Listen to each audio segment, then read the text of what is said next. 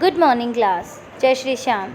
इससे पहले जो हमारी क्लास हुई थी हमने कोशिका के बारे में पढ़ा था। कोशिका के चारों ओर जो कोशिका झिल्ली पाई जाती है, इसमें केंद्रक होता है। केंद्रक के बाहर जो द्रव होता है, केंद्रक के बाहर और कोशिका झिल्ली के मध्य, उसे कोशिका द्रव कहते हैं। कोशिका द्रव में कोशिका अंगक पाए जाते हैं, जिनके बारे में हमने पढ़ा था।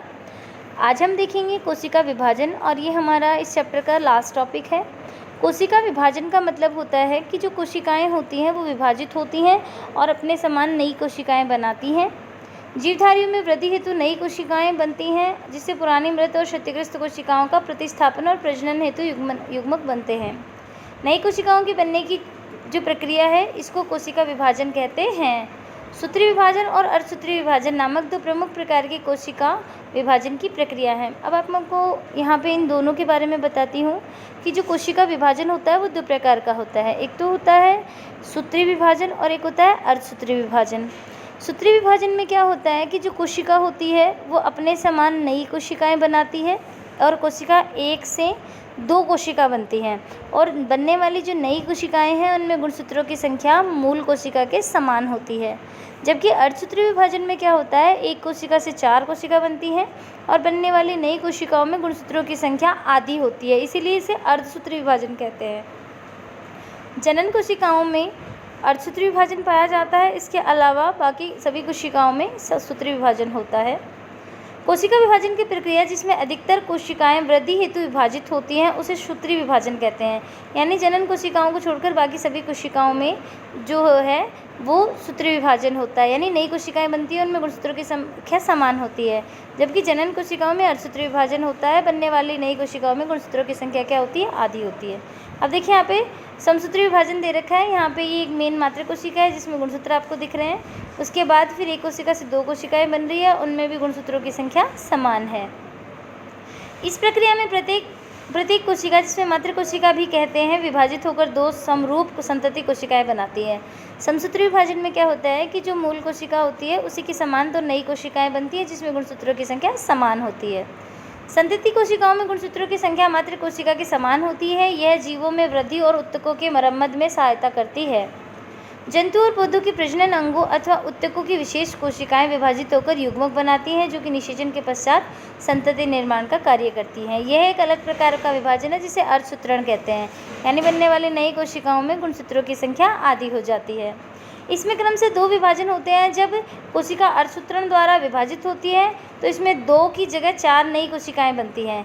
नई कोशिकाओं में मात्र कोशिकाओं की तुलना में गुणसूत्रों की संख्या आधी होती है। क्या आप सोच सकते हैं कि संतति कोशिकाओं में गुणसूत्रों की संख्या आधी क्यों होती है?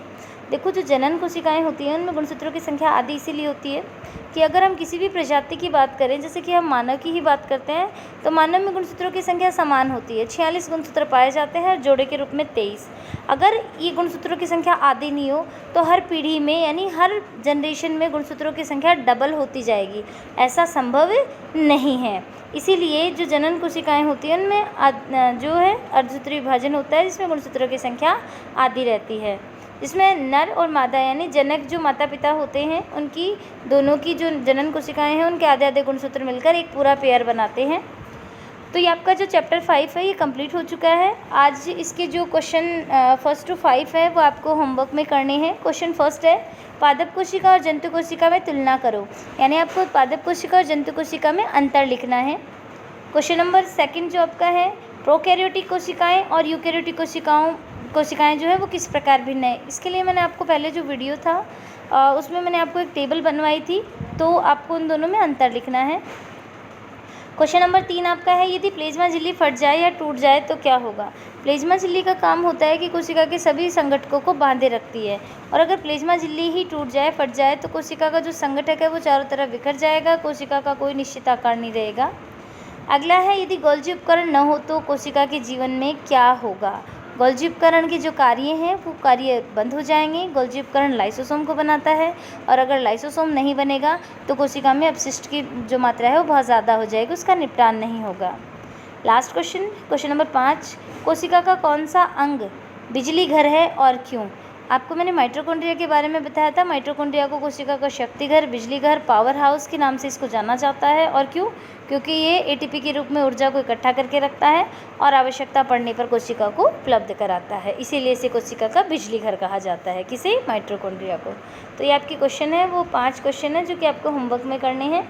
और चैप्टर 5 हमारा कंप्लीट हो चुका है। इस टॉपिक से या इन क्वेश्चन से रिलेटेड कोई भी आपकी प्रॉब्लम हो तो वो डाउट आप क्लियर कर सकते हैं। Thank you.